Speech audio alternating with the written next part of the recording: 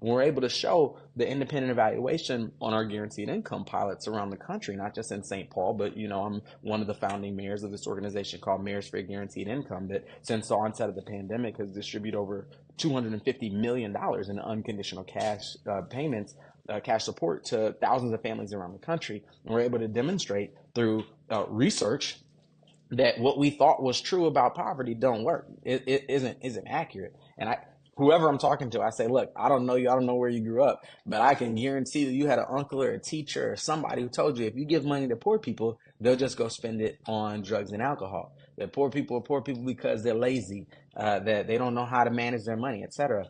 And what we're demonstrating right now through Mayors for Guaranteed Income is that when low-income people have money, they spend it on their children. They pay the rent and buy groceries and buy clothing.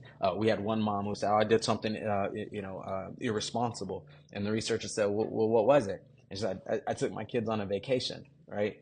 We have a mom here who was just telling me last week that her brother got diagnosed with pancreatic cancer, and she wanted to take care of him, and because of our guaranteed income work, she was able to just buy a couch so her brother with cancer could sleep in her house as she took care of him.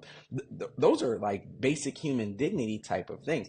And so to me, I see the research is there, but the stories, if we're willing to understand the folks who we're serving as human beings, the same as we're having a human being experience, to me, the stories are even more powerful. The final thing I say is this, and we talked about public safety a little bit earlier. I've got a nephew who was robbed at gunpoint a couple of years back and still has PTSD from that. I tell folks all the time, I'm a mayor who knows what it feels like from a different chapter of life to pawn all your stuff to make rent and still get kicked out anyways. And you've heard this story before, Willie. I have an 18-year-old daughter. When she was born, our family was on WIC, nutritional supports for women, infants, and children. And the program has changed and evolved in a lot since then.